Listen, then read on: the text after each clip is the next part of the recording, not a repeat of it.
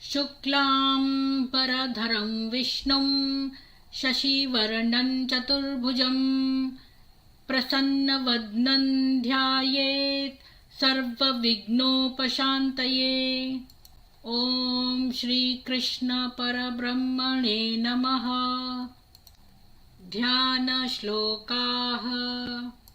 पार्थाय प्रतिबोधितां भगवता नारायणेन स्वयं व्यासेन ग्रथितां पुराणमुनिना मध्ये महाभारतम् अद्वैतामृतवर्षिणीं भगवतीम् अष्टादशाध्यायिनीम् अम्ब त्वामनुसन्दधामि भगवद्गीते भवद्वेषिणीम्।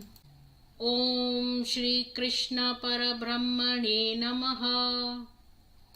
ॐ कृष्णाय नमः। ॐ कृष्णाय नमः। ॐ कृष्णाय नमः। ॐ कृष्णाय नमः। ॐ कृष्णाय नमः। ॐ कृष्णाय नमः। ॐ कृष्णाय नमः। ॐ कृष्णाय नमः।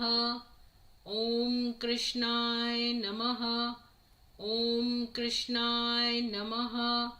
ॐ कृष्णाय नमः।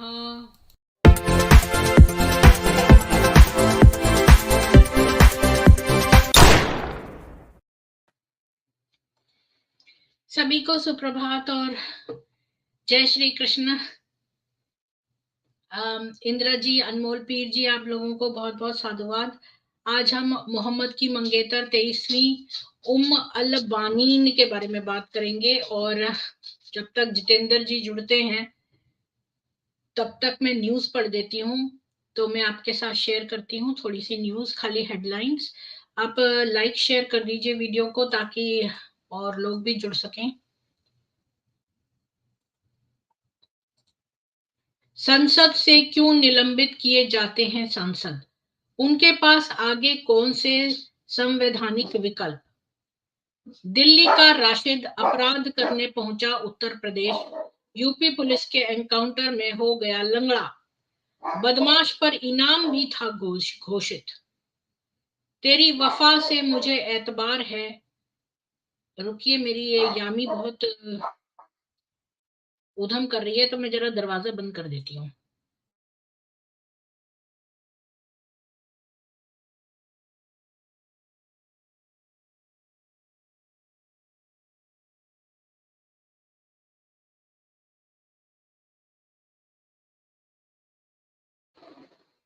इसको असल में गुस्सा आ रहा है, मैं इसको घुमाने नहीं ले गई ना। तो अभी टेम्परेचर जो है -7 है, तो मैं वेट कर रही हूँ -4 पे आ जाए तब ले जाऊंगी थोड़ी। और 1-2 घंटे बीत जाएंगे तो -4 आ जाएगा टेम्परेचर। तो प्रवीण जी, आपको भी साधुवाद। तो आगे चलते हैं न्यूज में। दिल्ली का राशिद अपराध करने पहुंचा उत्तर प्रदेश। यूपी पुलिस के एनकाउंटर में हो गया लंगड़ा। बदमाश पर इनाम भी था घोषित। अरब सागर में शिप पर हमला। धू धू कर उठी आग की लपटें। विक्रम के साथ रवाना हुई थी भारतीय नौसेना। इजराइल से कनेक्शन। कई बैंक खाते साइन के लिए अलग अलग लोग। ईडी ने पीएफआई के 5 आतंकियों को गिरफ्तार किया। अरब मुल्कों से मंगाई जाती थी फंडिंग। विदेश में रखे थे हजारों सक्रिय सदस्य। तो इतने सारे इन्होंने यहाँ अकाउंट खोले हुए थे। तेरी वफा से मुझे एतबार है। कुमार सानू का गाना सुन फूट फूट रोया आशिक। वीडियो देख लोग बोले दिल टूटता है तो ऐसे ही होता है। अपनी सेहत का ध्यान रखो, इतना कहा और मंच पर ही गिरकर हो गया आईआईटी कानपुर के सीनियर प्रोफेसर की मौत। चर्च में बेहोश करके महिलाओं का बलात्कार। खुद को बताता है जीसस क्राइस्ट का अवतार। दक्षिण कोरिया में ईसाई कल्ट लीडर को 23 साल की जेल। तो चलो हम इसकी शक्ल भी देख लेते हैं ताकि पहचान में रहे। ये है, ये अपने आप को जीसस क्राइस्ट का अवतार कहता है और इसको 23 साल की सजा है। उसके चर्च में हुई नियुक्तियां। नियुक्तियों और वहां रह रही महिलाओं एवं बच्चों के अलावा युवाओं के बारे में भी पता लगाया जाएगा। रिहाई के बाद उसे 15 वर्षों तक अपने घुटने में एक ट्रैकर पहनना होगा।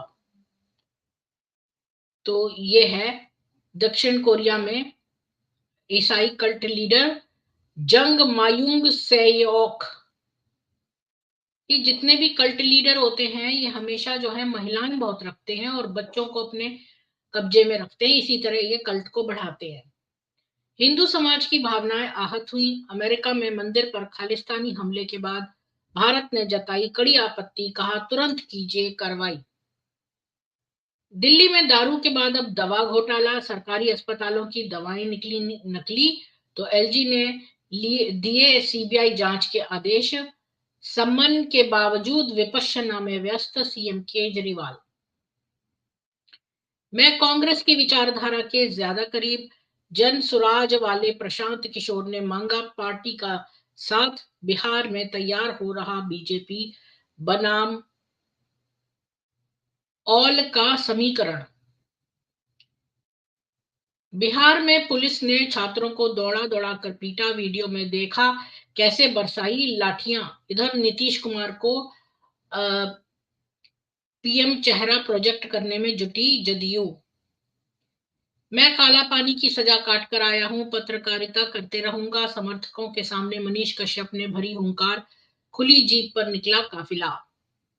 सेना ने मार गिराया तो साथी का शव, घसीटते हुए सीमा पार भागे आतंकी। कश्मीर में घुसपैठ नाकाम, राजौरी में 5 जवानों के बलिदान के बाद हवाई निगरानी और तलाशी। प्रभास की फिल्म ने जितना एक दिन में कमाया, शाहरुख खान की फिल्म 2 दिन में उसका आधा भी नहीं बटोर पाई। ओपनिंग डे पर सालार से उन डंकी ने हारी बॉक्स ऑफिस की जंग। कर्नाटक के स्कूल कॉलेजों में हिजाब पहनने पर रोक नहीं, कांग्रेस सरकार का ऐलान। भाजपा बोली पीएफआई के गुंडों और अल्पसंख्यकों को खुश करने के लिए ये निर्णय लिया है कर्नाटक ने। अमेरिका में फिर हिंदू मंदिर पर हमला, आतंकी भिंडरावाला को बताया शहीद, पीएम मोदी के लिए लिखा टेररिस्ट। तो आज की खबरें इतनी ही थी। तो मैं वेट कर रही हूँ जितेंद्र जी का, वो आजकल देर से आते हैं। प्रवीण चौधरी जी, अगर आप अपने दोस्त के लिए आए हैं तो आप डिस्कॉर्ड पर जा सकते हैं, वहां पर अपने दोस्त के साथ मिल सकते हैं। ये कोई वो चैनल नहीं है जो मीटिंग पॉइंट है। मतलब कि आपको मेरे चैनल की इंसल्ट करने की जरूरत नहीं है। अगर आप खाली अपने दोस्त के लिए आए हैं तो अपने दोस्त के साथ मुलाकात आप डिस्कॉर्ड पर कर सकते हो या किसी और सोशल मीडिया उस पर कर सकते हो प्लेटफॉर्म पे। ठीक है। सभी को राम राम। अब मैं जो हूँ वो आज का टॉपिक स्टार्ट करती हूँ। तो आज हम लोग मोहम्मद की अगली वाली जो है मंगेतर के बारे में बात करेंगे। अल बानीन, पॉपाइज डॉटर जिसको बोलते हैं। तो मैं आपके साथ शेयर करती हूँ। अल बानीन, पॉपाइज डॉटर, C630। अल बानीन का बैकग्राउंड क्या था कि वो एक बद्दू राजघराने की थी, गाफ्तान कबीले की। उसका पिता जो है वो मुखिया होता था फजरा क्लैन का, और इसलिए वो हाई चीफ था सारे गाफ्तान ट्राइब का। उसका नाम था हुदैफा इब्न हिस्न, पर सब लोग उसको पोपाई बोलते थे। अल बानीन का जो बद्दू मतलब खाना बदोश बचपन था, वो रेगिस्तान में बहुत ही शांत प्रिय था और कोई भी जो है गाफ्तान कबीले को मतलब ट्रबल नहीं देना चाहता था, उनको गुस्से में नहीं लाना चाहता था, उनसे कोई लड़ाई झगड़ा नहीं करना चाहता था। तो वो गाफ्तान कबीले का था, ये कबीले की थी ये अल बानीन। और बहुत राजसी घराना था ये। और सबसे पहले जो है फितना यानी ट्रबल जो है वो सबसे पहले 624 में स्टार्ट हुआ। अल बानीन ने सुना कि कैसे मुसलमान जो हैं वो अपने एलाइट्स पर अटैक कर रहे हैं, कुरैश सुलैम और जो यहूदी थे मदीना पे, उन पर कैसे अटैक कर रहे हैं। तो ये जो नया दुश्मन है इस्लाम, इसकी ये खूंखार जो खबर है कि ये आई कि ये तो गाफ्तान पर भी अटैक कर रहे हैं। तो जब गर्मियां थी 624 की और ऑटम थी 629 की, तो मुसलमानों ने गाफ्तान पर 12 बार आक्रमण किया। ये देखो, इन्होंने गाफ्तान पर 12 बार आक्रमण किया। तो बेचारे ये तो अपना जीवन जी रहे थे। अब जो मुसलमान हमेशा यहाँ आकर हमको जलेबी सुनाते हैं कि भाई इनके तो सारे जो रेड करे हैं वो तो डिफेंसिव थे, तो इनके ऊपर मुसलमानों, ये तो अपना बेचारा अलग थलग रह रहे थे। इनको तो मुसलमानों का पता भी नहीं था। मुसलमान दूर दूर से आकर इनके ऊपर इन्होंने 12 बार रेड करी, जानवर भी चुराए, और देखो लोगों को भी इन्होंने किडनैप कर लिया और उनको जबरदस्ती किडनैप करके गुलाम बना लिया। और जो योद्धा जो है डिफेंड करने के लिए आ गए, उनको इन्होंने जान से ही मार दिया।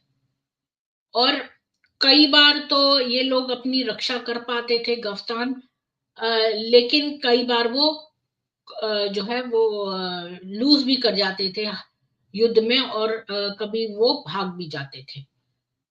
सबसे खराब समय वो था जब मुसलमानों ने पूरा ही एक सेट, जो इस कबीले का एक सेट, जैसे हमारे यहाँ अल होती है, हमारे यहाँ गोत्र होता है, ऐसे उनका पूरा ही एक सेट जो था फजारा कबीले का, वो पूरा कैप्चर कर लिया, उनको डिफीट कर दिया बदर को। और उनके जो बूढ़े मुखिया थे, जो एल्डरली थे, जो कि बुजुर्ग लोग थे, अम, जो उसकी मुखिया थी वो किरफा थी, वो एक महिला थी, बूढ़ी महिला थी।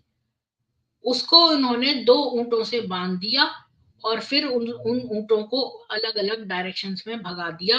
किरफा जो है वो इससे रिलेटेड थी अल बनीन से, क्योंकि वो फर्स्ट कजन थी उसके ग्रैंडफादर और अ, जो उसके भाई की बीवी की बहन से।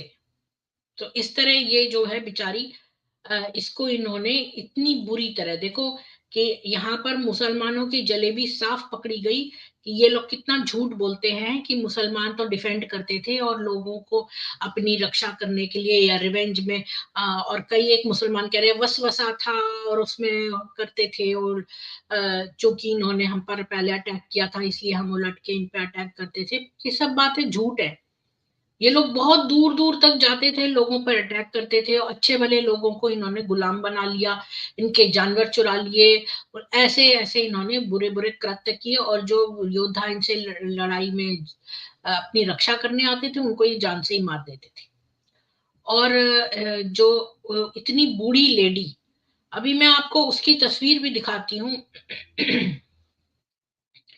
अल बनीन की रिलेटिव थी, एक जो मुखिया थी पूरे गाफ्तान उसके कबीले की, उसका नाम था किरफा। बड़ी बुजुर्ग औरत थी, कोई सीनियर वुमेन। ये कहते हैं हमारा इस्लाम तो बड़ा अच्छा है, बूढ़े लोगों के लिए बड़ी बड़ी वो करता है, और स्पेशली विमेन के लिए तो बड़ा अच्छा है। तो बताओ मुझे, एक बूढ़ी महिला, और वो भी महिला, और तुमने उसके 2 पैर 2 ऊंटों से बांध के उसको बीच में से चीर दिया। ये कैसी क्रूर, ये लोग सेडिस्ट थे पक्के। ये कितनी क्रूर बात है, आम इंसान के अंदर इतनी निर्दयता नहीं होती है जो इस आदमी में थी। इस मोहम्मद निकृष्ट पापी इंसान में जितनी क्रूरताएं थी, कितनी क्रूर बात है ये कि तुम एक बूढ़ी महिला, वो भी बुजुर्ग को 2 पैरों से बांध के उसको इधर उधर 2 ऊंटों से चीर दो बीच में। मुझे बताओ कोई कि ये कोई साइकोपैथ से कम होने की बात है? मुझे कोई ये बताओ, क्या ये साइकोपैथी नहीं है? क्या ये साइकोपैथ नहीं है मोहम्मद?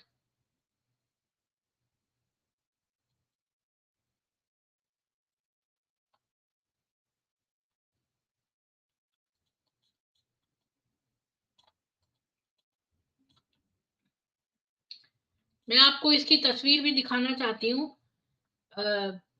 जी, जय श्री कृष्ण जितेंद्र जी। हाँ, ये स्टार्ट हो गई है स्ट्रीम। तो मैंने अभी बानी के बारे में बताया, उस बेचारी को तो कुछ पता नहीं था, गाफ्तान कबीले की थी वो, और वो किरफा की रिलेटिव थी। किरफा एक बूढ़ी मुखिया थी पूरे कबीले की, और वो बेचारी बहुत बूढ़ी भी थी और महिला भी थी। लेकिन इन पापियों ने दूर तक आके इन गाफ्तान बेचारे जो अपना आराम से रह रहे थे और बड़े पावरफुल कबीले थे, इनके जानवर चुरा लिए, इन पर बेवजह अटैक किया। और मैं आपको उसकी तस्वीर दिखाना चाहती हूँ किरफा की।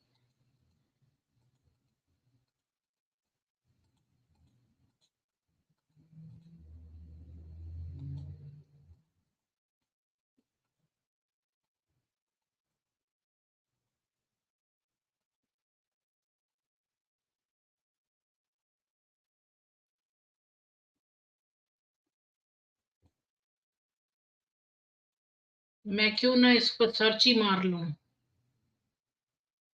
पहले नहीं सोचा मैंने। अब आने ही वाला होगा।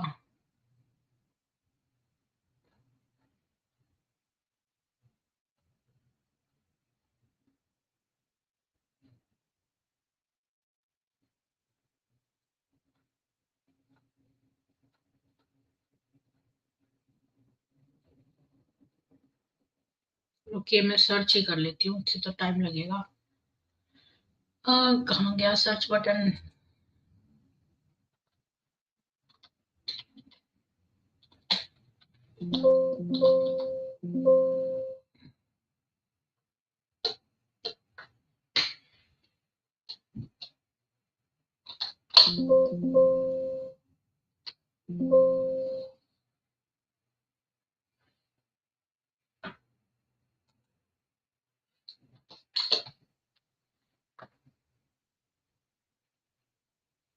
ये देखिए,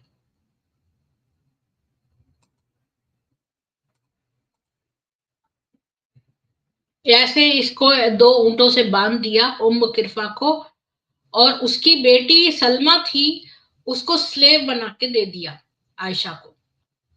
और ये बहुत बड़ी मुखिया थी पूरी कबीले की, बुजुर्ग महिला। इसके साथ इतना ज्यादा इन्होंने पापी काम किया, और इनको शर्म नहीं आती है। साइकोपैथ था मोहम्मद। आगे चलते हैं।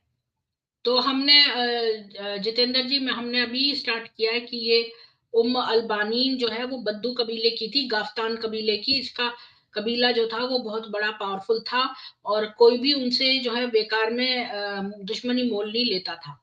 और 624 में बानीन ने सुना था कि कैसे जो है एक नया दुश्मन जो था वो बड़े लोगों को अटैक कर रहा था, जा जाके सुलेम कुरैश कबीला और यहूदी मदीना के।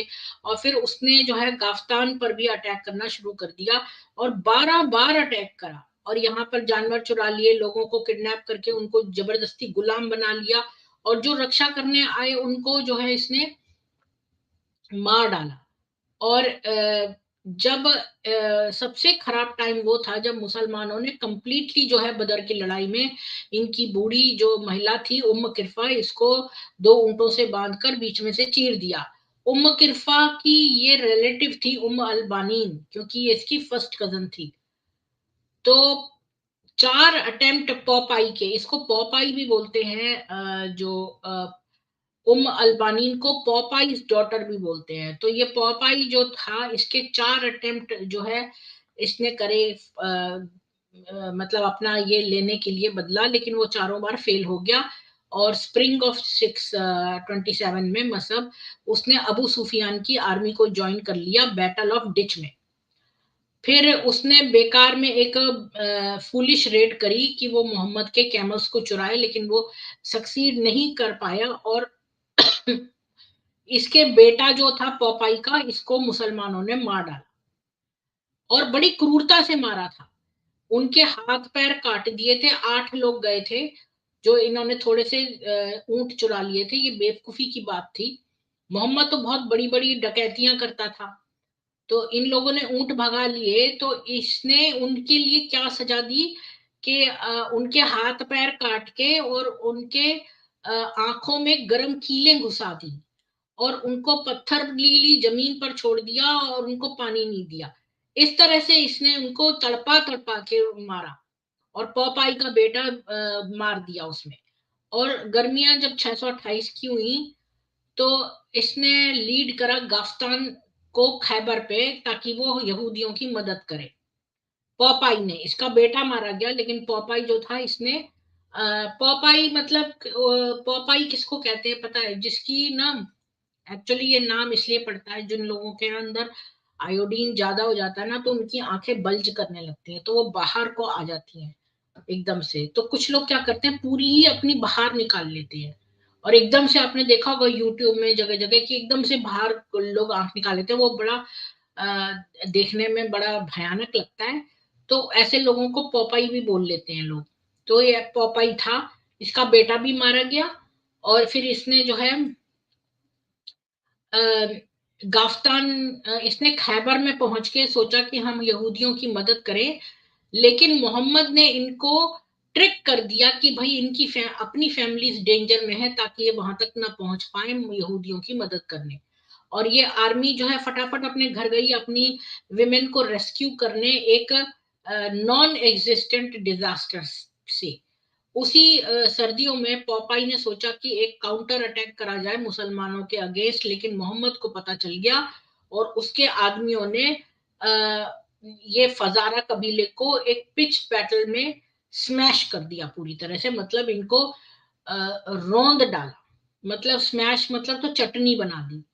तो कोर्टशिप ऑफ मोहम्मद, जब मोहम्मद जो है मक्का को फतेह करने गया, तो पॉपाई ने जो है वो एक्सेप्ट कर लिया ये, जो इनएविटेबल था, कि वो एक थोड़े से लोगों के साथ जो है मुस्लिम आर्मी को उसने ज्वाइन कर लिया। हालांकि ये दुश्मन था मोहम्मद का, लेकिन अब ये जब हार गया तो इसने जो है मोहम्मद की दोस्ती कर ली, और फिर वो वापस आया 3 महीने बाद। तो उम्म अल बानी ने देखा कि उसके पिता के पास 100 नए ऊंट हैं। एक रिश्वत जो मोहम्मद से मिली थी उसको, जो उसने आखिरी वाले जो जिस कबीले पे चढ़ाई की थी वहां से लूटे हुए ये ऊंट थे। अब वेस्टर्न जो पश्चिमी अरब में अब कोई आगे फ्यूचर नहीं था, जो भी मोहम्मद को रेजिस्ट करता था वही मारा जाता था, कोई कबीला ऐसा बचा नहीं था।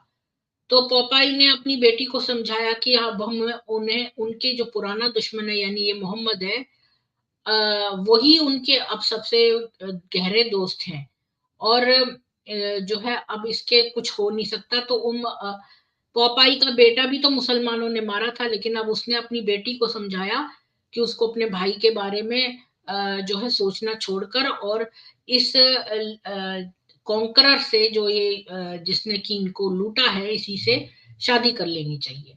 तो अलबानी जो है वो रेगिस्तान छोड़कर अपने पीछे चली गई और अपने पिता के साथ मदीना गई। तो मोहम्मद जो है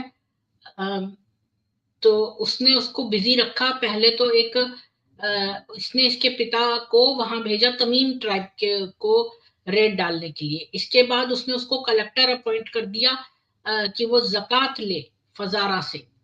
तो ये क्या करता था मोहम्मद की, जब किसी कबीले को लूटता था और उसको अपने अंडर में पूरा मुसलमान बना लेता था, तो जो कबीले का मुखिया होता था उसी से कहता था तू इनसे जक़ात कलेक्ट करके मुझे दे। तो फाइनली पॉपाई जो है वो कॉन्फिडेंट हो गया कि वो एक रिश्ता पक्का कर दे उनके बीच में। तो उसने नबी से कहा कि वो उसकी बेटी से शादी कर ले, लेकिन मोहम्मद ने वो ऑफर रिफ्यूज कर दिया। ये एक बड़ी आश्चर्य की बात है। अगर वो इतना इंटरेस्टेड था मैरिज अलायंसेस से कि भाई कबीले से बड़ी दोस्तियां हो जाती हैं, तो फिर अलबानीन तो बड़ी अच्छी कैंडिडेट थी, क्योंकि गाफ्तान कबीला तो बड़ा जो है जाना माना कबीला था। वो तो ऐसी ही इतनी ही इंपॉर्टेंट थी जैसे कि सफिया थी या अस्मा थी, और बल्कि वो तो जुवेरिया से भी ज्यादा इंपॉर्टेंट थी, या मुलैका से या फातिमा से। तो अगर अलबनीन जो है वो मदर ऑफ फेथफुल हो जाती, तो मोहम्मद तो, इसका मतलब गाफ्तान कबीले पे उसकी विजय बिल्कुल ही कंप्लीट हो जाती और परमानेंट हो जाती। लेकिन जैसा हमने देखा कि मोहम्मद जो है उसने शादी नहीं की पॉलिटिकल अलायंस के लिए। ये जो बहुत सारे मुसलमान ये देते हैं, बात दावा करते हैं कि मोहम्मद जो है कबीलों से अलायंस करने के लिए उनकी बेटियों से शादी करता था, वो झूठ बात है। एक्चुअली वो देखता था सुंदर कौन है तो उससे करता था बस। उसको पता था कि पॉपाई तो अब डिफीट हो ही चुका है, तो अब वो तो उसके लिए कभी खतरा आगे होगा ही नहीं, तो उससे अलायंस करने का कोई मतलब ही नहीं था। और उसको कोई इस विक्ट्री को सीमेंट करने की और गफ्तान से शादी करने की कोई जरूरत ही नहीं थी।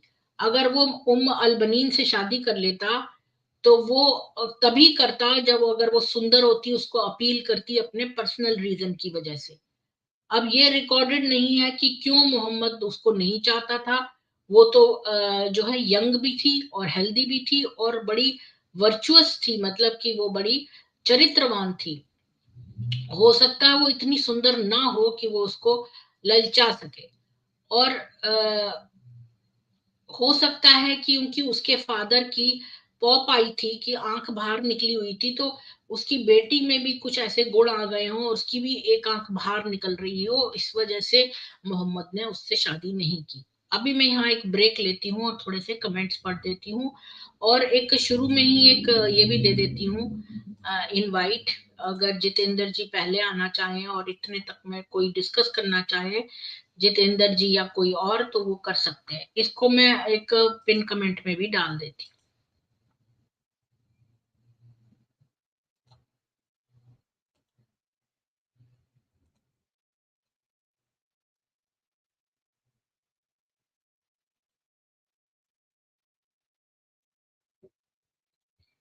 जी। तो मैंने लिंक भी दे दिया है और मैं थोड़े से ये पढ़ देती हूँ। बहुत सारे आ गए हैं। तो इंद्र जी आपको राम राम। जय श्री कृष्ण। अनमोल पीर जी आपको भी जय श्री कृष्ण। और प्रवीण चौधरी जी राम राम। और आपका दोस्त आ चुका है, पाटिल जी आपको भी राम राम। गिरीश त्यागी जी जय हिंदू राष्ट्र। जी जितेंद्र जी जय श्री कृष्ण। जय श्री कृष्ण। ये जो सारा आज आपने सुनाया है, देखिए उस समय क्या घटना हुई सारी तो रिकॉर्डेड नहीं होगी, इसीलिए क्या कारण रहे वो भी नहीं सामने आ पाए कि मोहम्मद ने क्यों नहीं की उससे शादी। बता तो रही हूँ, ऐसे वो जो पॉपाई था ना, उसके फादर की आंख नहीं बाहर ये, को निकली थी, तो ये हाँ उसका भी होगा कुछ। नहीं, ऐसे तो और भी बात हो सकती है, या उसको ये जैसे डर लगता था कि अगर किसी को कोढ़ है या कुछ हम्म। छाती में दाग है तो वो तो दूर घबरा भागता जाता था। था। यानी हम्म। बीमारियों से बहुत डरता था ये बंदा। हम्म। किसी ये इसके पास खुद की बड़ी बीमारियां थी, नई नहीं ऐड करना चाहता था। अच्छा वो हम्म। सोच रहा होगा कि घड़ा पूरा ना भर जाए, हम्म।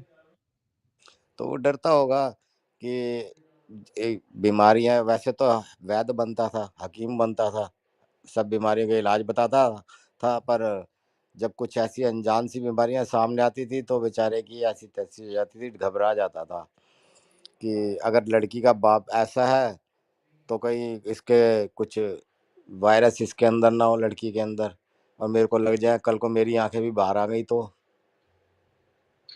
नहीं, वो बात ये कि ये लड़की सुंदर नहीं थी, क्योंकि वो कभी भी पॉलिटिकल अलायंस की वजह से नहीं करता था शादियां।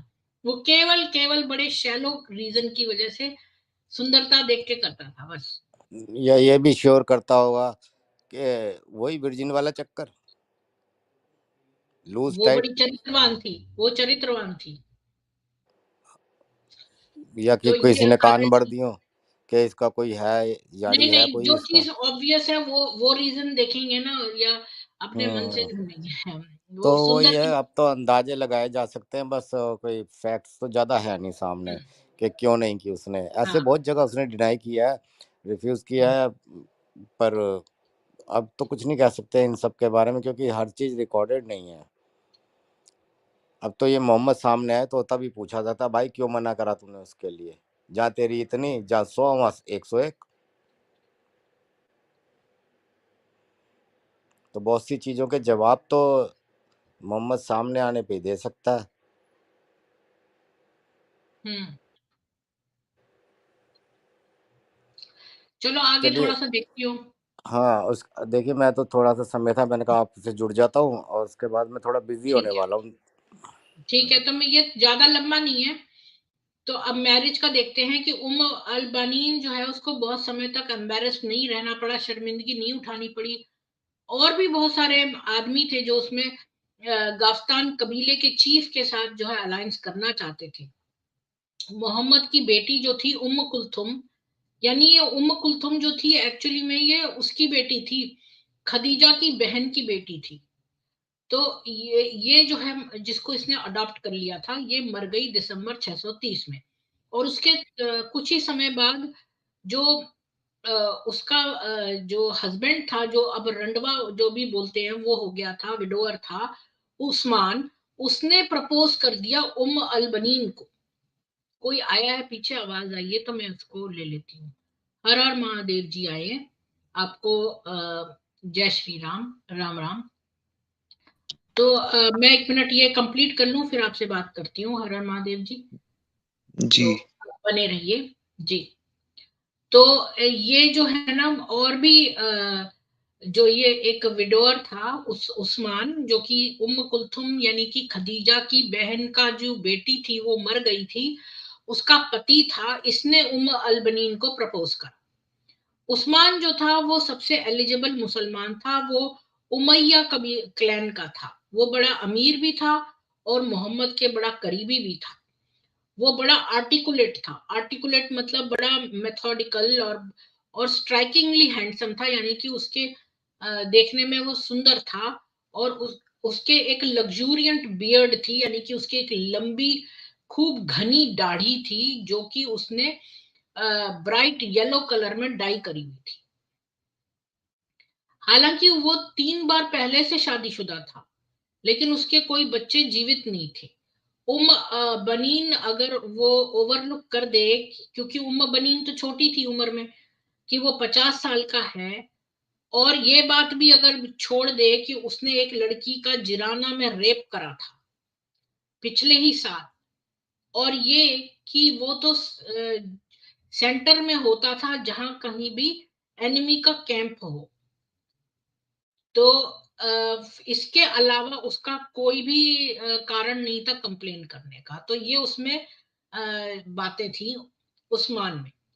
उस्मान जो था वो बड़ा ईगर था कि वो एक पॉलिटिकल अलायंस अपने लिए बनाए शादी के साथ, और उसने बानीन के साथ ही वो रुक नहीं गया। 4 साल के बाद, और 4 महीने बाद शायद, उसने जो है पूरा कॉम्प्लीमेंट अपना, यानी टोटल 4 वाइफ्स उसने कर ली। 2 जो थी वो तो पुरानी राजसी वाली थी, कुरैश से। फातिमा जो थी वो मखजूम क्लैन की, और एक उसकी ही उमैयद कजिन थी। और वो बनीन की तरह यंग छोटी लड़कियां थी। और उसने फाखीता से भी शादी करी, जो थोड़ी सी बड़ी थी, और क्योंकि उसका भाई जो था वो उस्मान की एज का था। ओरिजिनली जो थी वो कैस कबीले की थी, पर अब उसका नौफल क्लैन से कुरैश में रिश्ता था। और फाकीता और उसका भाई जो थे वो सबसे शुरुआती धर्मांतरित लोगों में से थे। उसके भाई ने जो है बदर के लड़ाई लड़ी थी, पर वो कभी भी जो है बहुत उसका इस्लामिक हायरार्की में नाम नहीं लिया जाता, वो मिडिल वेट रखता है इंपॉर्टेंस के हिसाब से। और कोई प्रमाण भी नहीं है कि उस्मान जो है उसको प्यार करता था या फाकीता पर लस्ट करता था, पर उसकी फ्रेंडशिप थी उसके भाई से, इसीलिए उसकी बहन से शादी की थी। और अगर सुपरफिशली देखें तो उस्मान जो था वो बड़ा अच्छा हस्बैंड था। उसने घर के सारे जो कार्य थे वो गुलामों को दे दिए थे, और अपनी बीवियों को सिल्क के कपड़ों में रखता था। वो इजी टेम्पर्ड था, यानी कि वो बड़ा थाबिट, जैसे हड्डी तोड़ देने वाला डोमेस्टिक वायलेंट वाला आदमी नहीं था, इजी टेम्पर्ड था। और इंडल्जेंट टू हिज फ्रेंड्स, यानी अपने फ्रेंड्स के साथ शराब वराब, मतलब बहुत इंडल्ज करने वाला था, मतलब बहुत जनरस था। और एग्रेसिव नहीं था, शांत स्वभाव का था, और मुसलमानों की अपेक्षा में। बेसिक प्रॉब्लम उसकी 4 नई बीवियों की थी कि 2 यंग जो छोटी लड़कियां थी वो अर्बन एरिस्टोक्रेट्स थी, यानी कि वो राजसी जैसे परिवारों की बड़ी मॉडर्न टाइप की यंग लड़कियां थी। एक जो थी वो यंग तो थी, लेकिन वो बद्दू एरिस्टोक्रेट थी। और एक ओल्डर वुमेन थी जो कि बहुत ही गरीब घर से थी। तो ये सारी जो है मिलजुल के आपस में कैसे रहें, ये एक बेसिक परेशानी की बात थी, क्योंकि ये सारी जो है डिफरेंट टाइप की पीपल थी, और ये सारी चारों ही अटेंशन जो है लेना चाहती थी एक ही आदमी का। तो आज मेरे को याद आया कि देखो मेरे हस्बैंड जो है जाते समय तो वो बड़ा यामी को बहुत प्यार करते हैं। पहले तो वो हम लोग जो है किस गुड बाय करते थे, जैसे मेरे हस्बैंड ऑफिस जाते थे। अब वो बहुत बहुत देर 10-10 मिनट यामी को प्यार करते हैं, तो मुझे लगता है कि मैं फालतू में खड़ी हूँ वहां पर। तो मतलब जब हम जानवर एक होता है जो कि हमारे बस में है और हमें भी उनसे प्यार है, जब उसके लिए ऐसा सोच सकते हैं, तो चार चार औरतों को ये मुसलमान विमेन को कैसे अब्यूज करते हैं, एक वुमन कैसे क्यों अपनी 3-3 सौतनों को सहे। बोलिए हर हर महादेव जी। राम राम सभी साथियों को और जितने भी श्रोतागण हैं, और जय श्री कृष्णा प्रीति दी आपको। और वो तो है ही, मतलब कोई भी टॉलरेट नहीं कर सकता कि तीन तो कोई कर ही नहीं सकता, जब भी तो ट्रिपल तलाक लाया गया। पर एनीवेज, ये जो अबीब, जो इसकी वाइफ है अबीब, जिसके बारे में आज बातें हो रही थी, तो मतलब मैं पढ़ रहा था, कोई लेडी थी बनु कुरेजा, उससे भी बदतर इसको मतलब टुकड़े टुकड़े करवा दिए गए ऊंट से, जो भी ये दूसरी लेडी थी। इतना मतलब बुरा हाल, इतना मतलब कोई हाथ नहीं कांपे इसके, मतलब कोई इतना निर्दयी और कठोर। बनु कुरेजा का भी ऐसी हाल हुआ साइकोपैथ था, था ना, 900 टुकड़े हुए साइकोपैथ थे। था ये एक प्रूवन साइकोपैथ था। और ये सोच के भी हैरान हो गया जब वो, आपने कहा आंख में कुछ रॉड डाली थी, क्या डाली थी जिससे वो गॉग मतलब बाहर आ गया था, शायद मिर्ची डाली थी जो कन्वर्ट नहीं हो रहे थे। अभी जो पढ़ रहे थे आप कि आंख में कुछ डाला था, टॉर्चर किया गया था कुछ। नहीं नहीं, वो तो मैं वो बता रही थी उसका, कि वो जो ऊंट लेके भागे थे तो इन्होंने गरम जो है सरिया डाल दी उनकी आंखों में गरम। हाँ। ओह ओह ओह, मैम सोचो कितना पेन हुआ होगा। वो तो मतलब ये भी नहीं है कि एक होता अरे है ना, महादेव मतलब जी, मैम। क्या आपको सौरभ ए- कालिया का नाम पता है? हाँ मैम, पता है। 1999 में जो कांड हुआ था, बहुत बुरा हाँ, टॉर्चर हुआ था मैम उसके साथ। उसको जीवित उसकी सारी अंतड़ियां निकाल ली, उसका एक एक बॉडी ऑर्गन निकाला, तो उसके आंखों में सरियां डाली गरम करके, तो ये सारे काम उसके साथ भी करे, कितना ज्यादा टॉर्चर करा था। ये साइकोपैथ है पूरे। हम इन साइकोपैथ को अपने बीच में पाल रहे हैं। मैम बाहर तो तब भी वो लोग दिखाते हैं कि हाँ भाई नफरत करते हैं, यहाँ मीठे वाले लोगों से अब ज्यादा खतरा हो रहा है। जो मनी मन जैसे मतलब माइनॉरिटी होंगे तब तो बड़ा वो गले मिलना ये वो अपना रंग रूप दिखा देते हैं, जैसे कश्मीर में दिखाया, बंगाल में दिखाया। 46 में बीफ की हुकों पर टांग देते थे ये लोग। एक बुजुर्ग व्यक्ति है रविंद्र दत्त, बंगाल का, उसने बताया था अ, ये और बात। ये देखो, मुझे तो कई बार लगता है कि हमारे जो ऑडियंस में लोग बैठ के शायरियां कर रहे हैं, हम लोग इतनी किसी के दुख को वर्णन कर रहे हैं और उनको रोमांस सूझ रहा है, ये कितनी क्रूरता की बात है।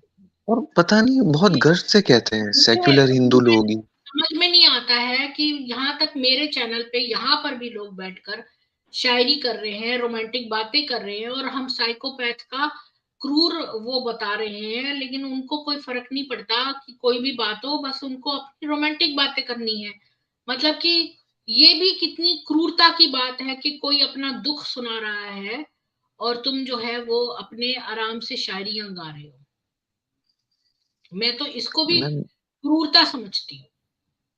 मैम वही तो है ना शायरी, मतलब कहते हैं सेक्युलर लोग या जिहादी कहते हैं मुस्लिम, कि फिल्म ने ये दिया, शायरी दी, गालिब दी, आर्किटेक्चर, अरे कुछ नहीं दिया भाई। अनपढ़ गवार लोग थे, सुई तक ये लोग बना नहीं सकते थे। और इतने ही महान थे तो उज्बेकिस्तान में कोई बताओ कुछ फेमस फोर्ट हो तो। अगर ये लोग इतने ही है, वो लेबरर्स के हाथ काट काट के बनवा दिए थे बुरी तरीके से महल, और ये मीनार। इलिटरेट था, और इनका वो सो कॉल्ड जो जिन्हें रोल मॉडल मानते हैं, वो तो था ही वो गंदा नीच आदमी। उसको फॉलो करने वाले तो कितने वो होंगे महान, जो अभी भी जैसे सौरव कौलिया के साथ हुआ 1999 में कारगिल वार में। वो सुना था मैंने, वो बहुत मतलब उसके वो मतलब बेरहमी से, कि होता है ना मैम कि मारना है चलो एक बारी में ही मार दो, ऐसे सिनेरियो में एक बारी में मार दो, डेथ, सिंपल, तड़पा तड़पा के। वे मोहम्मद से सीखते हैं बचपन से ही, वो एनिमल ट्रेनिंग सिखाया जाता है हलाल, और फिर वैसे दिल इनका वो हो जाता है पत्थर। हिंदू कभी नहीं करेगा ऐसा। चलो आगे सुनते हैं हम। तो तो इसकी जो चारों बीवियां थी उस्मान की, ये अलग अलग टाइप की थी और उसके लिए यही प्रॉब्लम थी कि अब सब मिलजुल के कैसे रहे। अब अल बनीन और जो खलीफा थे, जब मोहम्मद मर गया तो अनी बनीन के जो पिता था पॉपाई, वो तो पूरे अपोस्टेसी वॉर्स के बीच में था। और उसको मतलब अपोस्टेसी मतलब जो मुर्तद, जो इस्लाम छोड़ देते हैं, तो जो रिसेंटली कन्वर्टेड थे वो सारे इस्लाम छोड़ के जाने लगे, उसमें ये पॉपाई भी था। तो फिर उसको कैप्चर करके अबू बकर के पास भेजा गया, और उसके हाथ जो है उसके गर्दन से बांधे हुए थे। जो जो छोटे लड़के हैं मदीना में, अब देखिए यहाँ पर ये बात कि जो छोटे लड़के थे मदीना के, उन्होंने उसको स्टैब करा, जो पाम की जो टहनियां थी, और कहा कि देखो ये अल्लाह का एनिमी है। और पॉपाई ने रिप्लाई किया कि वो तो कभी भी अल्लाह में विश्वास करता ही नहीं था। इसीलिए जो है अबू बकर ने उसको माफ कर दिया, और क्योंकि वो टेक्निकली कोई अपोस्टेट नहीं था, क्योंकि वो तो कभी उस इसको कहा गया तुम अल्लाह के दुश्मन हो कि तुम तो अनबिलीफ पे चले गए फेथ करने के बाद, तो उसने कहा मैंने पहले ही फेथ कभी करा नहीं था। अब इस एम्बैरेसिंग पॉलिटिकल सिचुएशन से उस्मान ने नहीं सोचा कि वो जो है वो अल बनीन को डिस्कार्ड कर दे, क्योंकि वो एडमिट करता है कि मैं तो बूढ़ा आदमी हूं और मैं एक बेटा चाहता हूं। उसके पास मिक्स्ड सक्सेस थी। उसकी जो उमैयद बीवी थी वो तो बिना बच्चे दिए ही मर गई। इसके बाद जब उमर खलीफा बना तो उस्मान ने जो है 4 बीवियां एट अ टाइम रख सकते हैं, तो जब एक मर गई तो वो एक और ले आया। उमर की बेटी को भी उसने रख लिया, नजमा को। नजमा जो थी वो दाऊस कबीले की थी, और उसकी जो पूरी फैमिली है वो उमैया क्लैन से रिलेटेड थी। अल बनीन का नाम का मतलब है अरबी में मदर ऑफ सन्स। फिर भी उसने एक ही बेटे को जन्म दिया और उसका नाम रखा अब्दुल मलिक, और वो एक छोटा एज में ही मर गया। तो मैंने एक बात बहुत देखी है कि इस रेगिस्तान में जो जितने भी ये कहानियां चल रही हैं, इन सब की बड़े यंग एज में ही मौत हो जा रही है। एक और सोर्स इंडिकेट करता है कि उसका एक बेटा और था, उतबा। तो अगर ये बात सच्ची है तो वो तो बचपन में ही मर गया होगा, मतलब बच्चे शिशु में जब था तभी मर गया होगा। फाकीता ने भी एक बेटे को जन्म दिया जिसका नाम था अब्दुल्ला द यंगर, जो कि पैदा होते ही मर गया। फातिमा और नजमा जो थे वो ज्यादा सक्सेसफुल थी। फातिमा के 2 बेटे थे और 2 बेटियां, और नजमा जो थी उसने के 4 बेटे और 1 बेटी थी। उनकी जीवन जो है बदल गए 644 में, जब उस्मान जो था उसको खलीफा बना दिया गया। इसलिए वो जितनी भी उमर की कॉन्क्वेस्ट थी अरेबिया में, सीरिया में, नॉर्थ अफ्रीका में, पार्ट्स ऑफ पर्शिया में, उसका वो बादशाह बन गया। अल बनीन जो कि जिसको कि मोहम्मद ने मना कर दिया था कि भाई वो तो इतनी अच्छी है नहीं, वो अब एक रानी बन गई थी। उस्मान जो है वो कॉन्कर करता ही गया पूरी दुनिया पर, और पर्शिया और एनातोलिया के बीच में से अपने एम्पायर को बढ़ा के उसने बॉर्डर लगा दिया इंडिया से। उस्मान जो था वो अल बनीन और फाकीता का बड़ा लॉयल था। ये नहीं पता कि कैसे उसकी जो दूसरी बीवियां थी वो उसको इतनी इम्प्रेस नहीं कर पाई। ऑब्वियसली इनके बच्चे थे ना। उसने फातिमा को डाइवोर्स कर दिया, जबकि फातिमा के काफी बच्चे थे। आपको याद होगा कि फातिमा और नजमा में से फातिमा ने उसको 2 बेटे 2 बेटी दी थी, उसको उसने डाइवोर्स कर दिया, क्योंकि नजमा ने उसको 4 बेटे दे दिए थे। तो और उसकी जगह बुनाना ले आया। तो देखो ये लोग जो हैं एट अ टाइम 4 रख सकते हैं, एक छोड़ते जाओ एक लेते जाओ, नहीं नहीं। और बुनाना जो थी वो 4, उसके कोई बच्चा नहीं था। और उसी समय जो है नजमा भी मर गई, या फिर हो सकता है डाइवोर्स कर दिया हो गया हो। तब उस्मान को एक और ले आया, रमला को, जो कि उमैयद से थी, और वो तो अब शाम से रिलेटेड थी। और उसने उसको 3 बेटियां दी। इसके बाद इसने बुनाना को भी डाइवोर्स कर दिया, जो बुनाना थी, जो कि जिसके बच्चा नहीं था। और ये भी अफवाह है कि उसके कोई एक, जिसका नाम नहीं पता, ऐसी कोई रखेल भी थी। 649 में जब वो 70 साल का हुआ उस्मान, तो उसने अपनी फाइनल बीवी से शादी करी 70 साल की उम्र में। नाइला जो थी वो एक ईसाई राजकुमारी थी, कल्ब कबीले की, पर अब वो इस्लाम में परिवर्तित हो गई थी, और उसने ताकि वो खलीफे से शादी कर ले। वो सबसे जवान और सबसे सुंदर थी चारों बीवियों में, और उसने फौरन के फौरन 4 बेटियों को जन्म दिया, और शायद एक 5वीं बेटी को भी, और एक बेटे को। वही एक अकेली थी उसकी बीवियों में जिसने की कोई पार्ट लिया पॉलिटिकल इवेंट्स में। वो सबसे ज्यादा डोमिनेंट वुमन हो गई पूरे घर बार में, जैसे कि आयशा मोहम्मद के घर में हुआ करती थी। अब मैं थोड़ा सा एक ब्रेक लेती हूँ और बाकी के कमेंट्स पढ़ देती हूँ।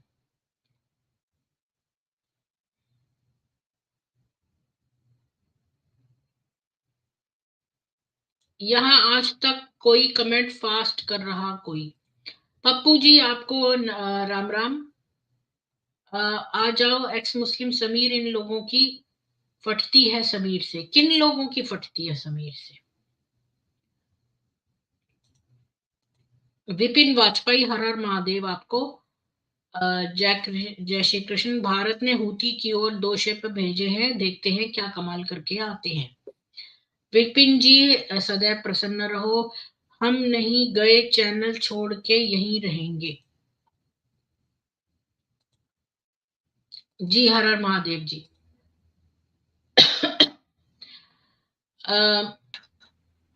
2 मिनट दीजिएगा प्लीज। जी पाटिल जी, पता नहीं ये कोई अपनी बात कर रहे हैं, मैं इनका क्या हाईलाइट करूं फिर। आगे चलते हैं। नहीं ये तो यही है।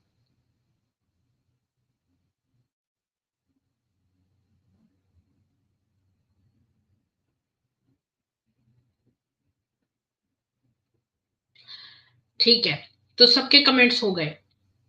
तो कुछ कहना है हर हर महादेव जी? नहीं तो मैं आगे चलती हूँ। अब नहीं डाइवोर्स नहीं और मैम, आप विडोहुड। कंटिन्यू कीजिए। जैसा कि हमने देखा, उस्मान जो है वो बड़ा अनपॉपुलर हो गया, क्योंकि उसकी इनकॉम्पिटेंस की वजह से और टायरनी की वजह से।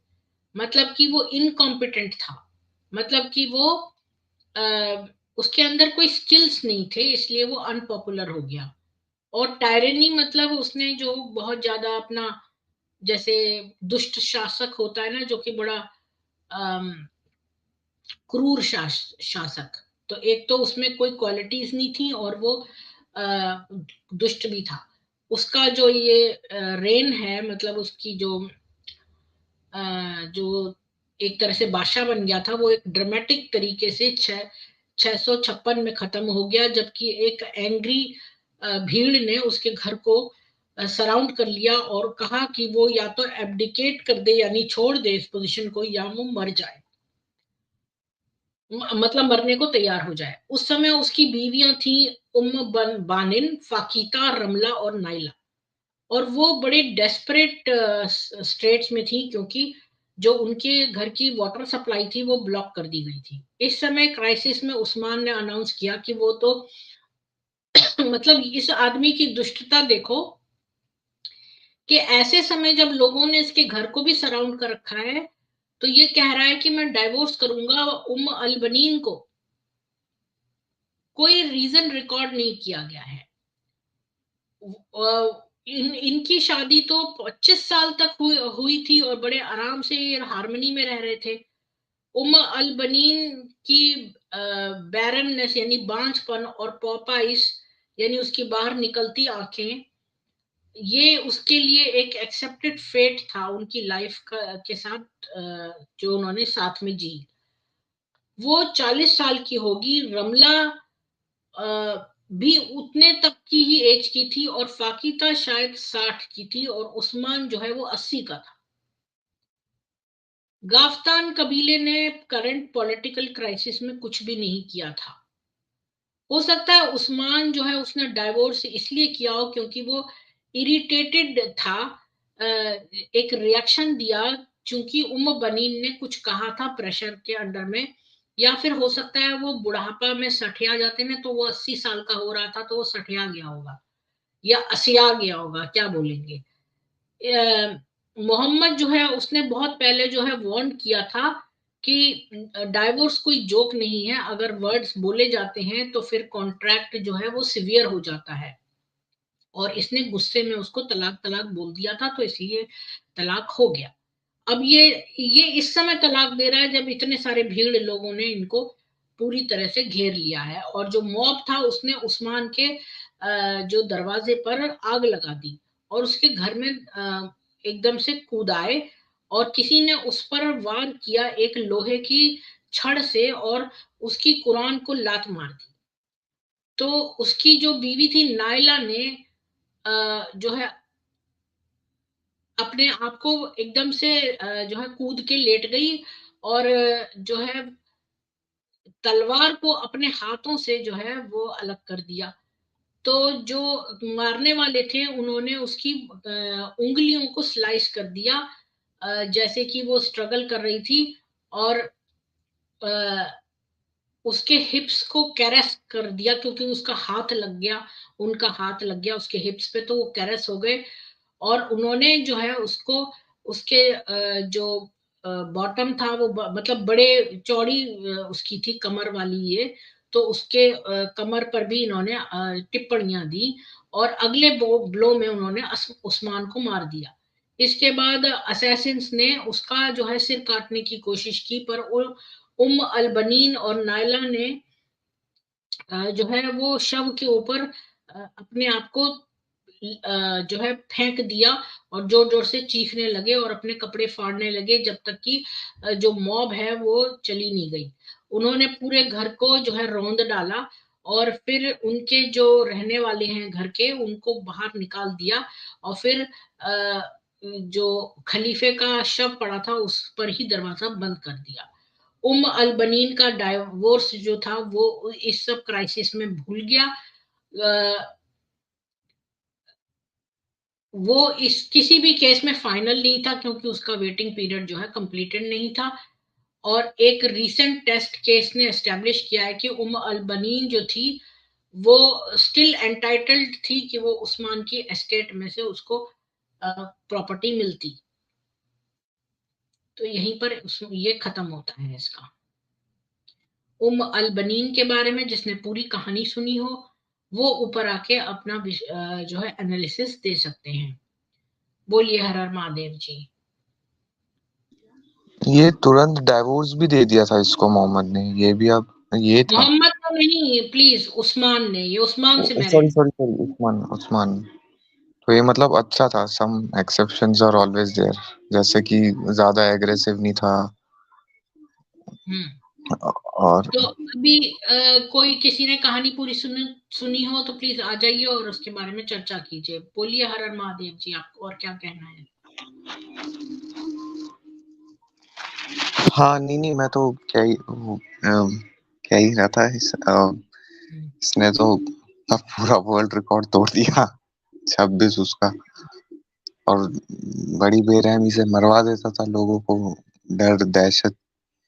यही इस्लाम है भाई, तलवार के नोक पर सबको कन्वर्ट करना। और मतलब क्या बताएं, इसने इतनी गंदगी मचाई है ना कि क्या बताएं। अभी तक मतलब कहीं पे भी इसने मतलब कोई प्रेम कुछ नहीं दिखाया है, किसी एक के प्रति भी लॉयल रहा हो, किसी के प्रति लॉयल ही नहीं था ये। और शायद अपने बच्चों के लिए भी अच्छा पिता नहीं था मोहम्मद।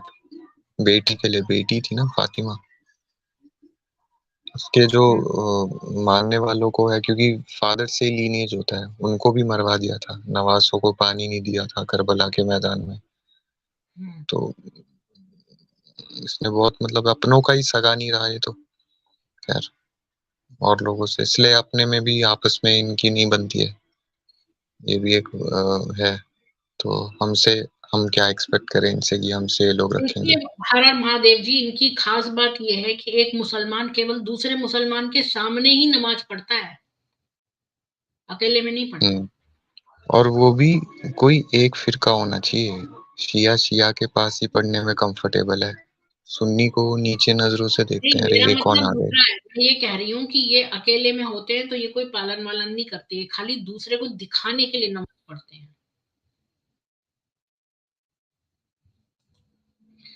जी अखंड भारत जी, आपने सुना पूरा जो मैंने बताया बनीन के बारे में? नमस्ते अखंड भारत जी, राम राम।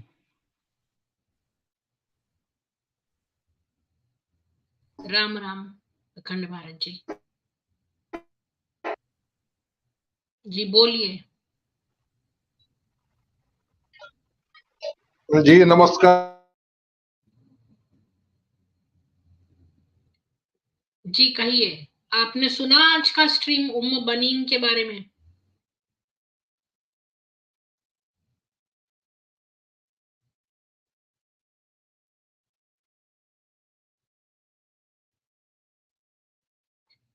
चलिए फिर मैं स्ट्रीम आप एंड चालू करती हूँ। रखिए।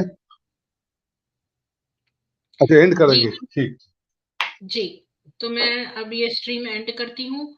और आप सब लोग जो हैं वो उनका बहुत बहुत धन्यवाद हर हर महादेव जी का, स्पेशली जो आए पैनल पे और उन्होंने हिम्मत करके अपने जो है विचार रखे और कोऑपरेट किया और मेरे को सहयोग दिया। क्योंकि मैं यहाँ पर होती हूँ तो बहुत कम लोग जो है वो आते हैं पैनल पे और अपने विचार रखते हैं, क्योंकि विचार रखने के लिए उनके पास मटेरियल होना चाहिए, मटेरियल होने के लिए उन्हें सुनना पड़ेगा स्ट्रीम को। तो इसलिए जो है मैं हर हर महादेव जी को बहुत ज्यादा आभार व्यक्त करती हूँ उनका। और पाटिल जी, प्रवीण चौधरी जी, आप लगे रहिए। और जितेंद्र जी कुछ बिजी हो गए आज, तो आज बहुत ज्यादा मजा नहीं आया क्योंकि विश्लेषण ज्यादा अच्छा नहीं हो पाया। लेकिन एंड में मैं यही कहूंगी कि ये जो है इसका पिता कभी मुसलमान बना नहीं था, बनीन का।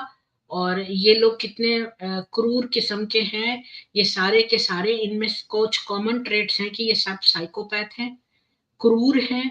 और जब इसको मॉब ने घेर लिया तब भी ये सोच रहा है कि मैं अपनी बीवी को डाइवोर्स दे दूं, यानी कि गुस्से में आके। और हर बार जब उसकी कोई बीवी जो है उसका मन भर जाता है तो अगली छोटी ले आता है, उसको डाइवोर्स कर देता है। ऐसा उस्मान ने कई बार किया, जबकि वो सौम्य स्वभाव का था, कोई अग्रेसिव भी नहीं था। तब उसका ये हाल था कि वो एक छोड़ के दूसरी ला रहा था, दूसरी एट अ टाइम 4 मेंटेन रखता था, एक छोड़ता जाता था, एक लेता जाता था। तो यानी कि ये लोग कितनी लेवल्स पर अब्यूज करते हैं विमेन का। तो आशा करती हूँ आप लोगों को बनीन की कहानी समझ में आ गई होगी कि कैसे जो है मोहम्मद ने उसका प्रपोजल मना कर दिया, क्योंकि उसकी आंख जो है बाहर को निकल रही थी और वो इतनी सुंदर नहीं थी, हालांकि वो जवान थी। तो ये कोई जो है पॉलिटिकल रीजंस की वजह से शादियां नहीं करता था कबीले की लड़कियों से, बल्कि ये केवल और केवल सुंदरता के बेसिस पे करता था। तो आप सब लोगों को बहुत साधुवाद, और कल फिर मिलेंगे सामवेद में। और कल हमने एक सनातन स्ट्रीम रखी है, और फिर आशा करती हूँ कि आप लोग शायद ज्यादा जो है उसमें इंटरेक्टिव होंगे। तो ईश्वर करे आप सब सनातनियों को अच्छी स्वास्थ्य दे और सुखों की वर्षा करे और सुरक्षा दे। जय श्री राम, राम राम सिया राम।